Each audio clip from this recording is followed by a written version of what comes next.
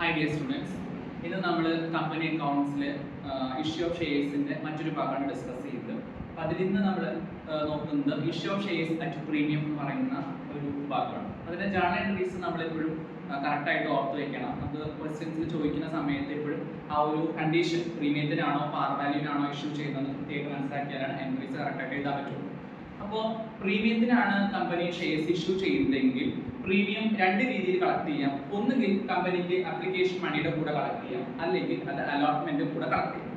അപ്പോൾ അതിന്റെ എൻട്രി വ്യത്യാസമുണ്ട്. അപ്ലിക്കേഷന്റെ കൂടെ കളക്ട് ചെയ്യുമ്പോൾ എങ്ങനെയാണ് എൻട്രി വരുന്നത്?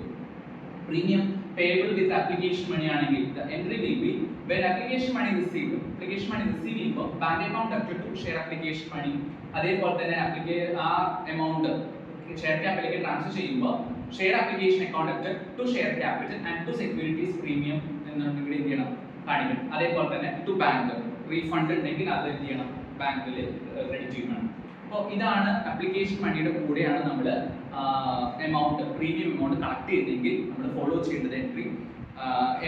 റിസീവ് ചെയ്യുമ്പോൾ നോർമൽ എൻട്രി ആണ്, ഒരു വ്യത്യാസവും ഇല്ല. അതേപോലെ തന്നെ അപ്ലിക്കേഷൻ മണി ട്രാൻസ്ഫർ ചെയ്യുമ്പോൾ ഷെയർ ക്യാപിറ്റലിലേക്ക് ട്രാൻസ്ഫർ ചെയ്യുമ്പോൾ നമ്മൾ ശ്രദ്ധിക്കണം, മുഴുവൻ എമൗണ്ട് ഷെയർ ക്യാപിറ്റലിലേക്ക് ട്രാൻസ്ഫർ ചെയ്യാൻ പാടില്ല. പ്രീമിയം എമൗണ്ട് എന്ത് ചെയ്യണം സെക്യൂരിറ്റീസ് പ്രീമിയം അക്കൗണ്ടിലേക്ക് ട്രാൻസ്ഫർ ചെയ്യേണ്ടതുണ്ട്. ഇനി ഈ അപ്ലിക്കേഷൻ മണി നമ്മൾ അലോട്ട്മെന്റ് കൂടെയാണ് നമ്മൾ കളക്ട് ചെയ്യുന്നതെങ്കിൽ, അലോട്ട്മെന്റ് കൂടെ നമ്മൾ കളക്ട് ചെയ്യുമ്പോൾ ആദ്യം അലോട്ട്മെന്റ് ഡ്യൂ ആവുന്ന എൻട്രിയാണ് നമ്മൾ എഴുതാറ്. അപ്പോൾ നമ്മൾ എന്ത് ചെയ്യണം, ആ സമയത്താണ് സെക്യൂരിറ്റീസ് പ്രീമിയം ട്രാൻസ്ഫർ ചെയ്യുന്നതായിട്ട് കാണിക്കുന്നത്. അങ്ങനെ വരുന്ന സമയത്ത് share allotment account debited to share capital account and to securities premium account, അതാണ് നമ്മൾ ഫോളോ ചെയ്യുന്നത്.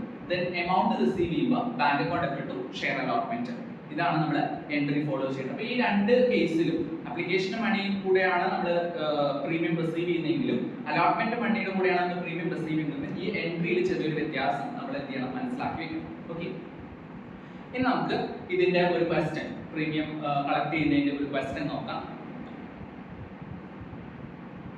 ഓക്കെ, ക്വസ്റ്റ്യൻ എങ്ങനെയാണ്? X limited issued 5000 shares of ₹10 each at a premium of 5 per share. The amount was payable as 3 on application, 7 on allotment including premium and balance on first and final call. All shares subscribed by the public and all money duly received. Show journal entry in the books of the company. അപ്പോൾ question വളരെ clear ആണ്, വളരെ simple ആയിട്ടുള്ള question ആണ്. പരീക്ഷയ്ക്ക് സാധാരണ 5 മാർക്കിനൊക്കെ ചോദിക്കുന്ന question തന്നെയാണ് ഇത്. 5000 ഷെയർസ് ആണ് കമ്പനി ഇഷ്യൂ ചെയ്യുന്നത്. അതിൽ 10 രൂപയാണ് ഒരു ഷെയറിന്റെ വില. പ്രീമിയം 5 പെർ ഷെയർ ആണ്. അപ്പോൾ എത്ര രൂപയ്ക്കാവും കളക്ട് ചെയ്യുന്നുണ്ടാവുക? 10 രൂപ നോർമൽ ഫേസ് വാല്യൂ പ്ലസ് 5 രൂപ പ്രീമിയം, അങ്ങനെ 15 രൂപയാണ് ഒരു ഷെയറിന് കമ്പനി കളക്ട് ചെയ്യുന്നത്. എമൗണ്ട് എങ്ങനെയാണ് പേ ചെയ്യുന്നത്? അപ്ലിക്കേഷൻ മണി എന്ന് പറയുന്നത് 3 രൂപീസ്, അതേപോലെ തന്നെ അലോട്ട്മെന്റ് 7 ആണ്. പക്ഷേ പ്രീമിയം ഇൻക്ലൂഡിംഗ് പ്രീമിയം എന്ന് ബ്രാക്കറ്റ് ചെയ്തിട്ടുണ്ട്. അതിനർത്ഥം എന്താണ്? അവിടെ ശരിക്കും അലോട്ട്മെന്റ് മണി എത്രയാണ്? 2 രൂപയാണ്. 2 പ്ലസ് 5 ആണ് അവിടുത്തെ 7 എന്ന് പറയുന്നത്.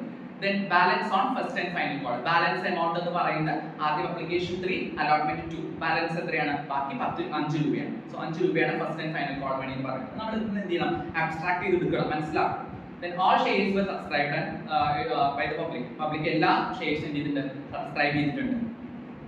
ഇനി നമ്മളിത് ആൻസർ ചെയ്യുന്ന സമയത്ത് ഫസ്റ്റ് എൻട്രി എന്താണ്? Bank account debited to share application 3 രൂപ വെച്ചിട്ടാണ്. അപ്പോൾ 5000 ഷെയർസിന് 5 × 5000 × 3 എന്ന് പറയുമ്പോൾ 15000 രൂപ. ദെൻ അപ്ലിക്കേഷൻ മണി നമ്മൾ ഷെയർ ക്യാപിറ്റലിലേക്ക് ട്രാൻസ്ഫർ ചെയ്യുന്നു. അപ്പോൾ എൻട്രി എന്താണ്? Share application account debited to share capital account. ഇതിന്റെ എല്ലാ നരേഷൻ നമ്മുടെ ലാംഗ്വേജിൽ നമുക്ക് എഴുതാൻ പറ്റില്ല. എങ്ങനെ വേണമെങ്കിൽ നമുക്ക് എഴുതാം, അത് കൃത്യമായിട്ടുള്ള ഫോർമാറ്റ് ഒന്നുമില്ല. അപ്പോൾ application money transfer to share capital എന്ന് എഴുതി. ദെൻ അടുത്ത എൻട്രി എന്ന് പറയുന്നത് അലോട്ട്മെന്റ് എൻട്രിയാണ്. അലോട്ട്മെന്റ് എൻട്രി എങ്ങനെ എഴുതാം? അലോട്ട്മെന്റ് എഴുതുമ്പോൾ നമ്മൾ എപ്പോഴും ശ്രദ്ധിക്കണം, ഇവിടെ എങ്ങനെയാണ് കളക്ട് ചെയ്തിരിക്കുന്നത്? പ്രീമിയം കളക്ട് ചെയ്തിരിക്കുന്ന അലോട്ട്മെന്റ് കൂടിയാണ്. അപ്പോൾ നമ്മൾ അലോട്ട്മെന്റ് എഴുതുന്ന എൻട്രി എപ്പോഴും ശ്രദ്ധിക്കണം. ഡ്യൂ ആവുന്ന എൻട്രിയിൽ എന്തുണ്ട്?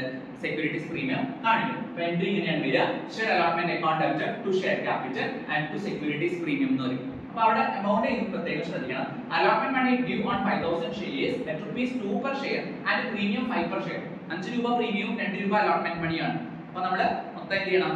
അങ്ങനെ തന്നെ എഴുതണം. അപ്പോൾ ടു അലോട്ട്മെന്റ് അക്കൗണ്ട് എന്ന് പറഞ്ഞിട്ട് എന്ത് ചെയ്യണം? 5000 × 7. 5000 × 7 എന്ന് പറയുന്നത് എത്രയാണ്? 35,000 ആണ്. Then to share capital, share ക്യാപിറ്റലിലേക്ക് 2 രൂപയാണ് പോകുന്നത്, അതായത് അലോട്ട്മെന്റ് മണി. അപ്പോൾ 5000 × 2 15000 രൂപ, 15000 രൂപ. ദെൻ സെക്യൂരിറ്റീസ് പ്രീമിയത്തിലേക്ക് 5000 × 5, അപ്പോൾ 25000. അങ്ങനെ രണ്ട് സൈഡും 35,000 വരും. Then I amount to receive പ്രശ്നമില്ല. Bank account debited to share allotment account എന്ന് എഴുതുന്നു, 35,000 എഴുതുന്നു.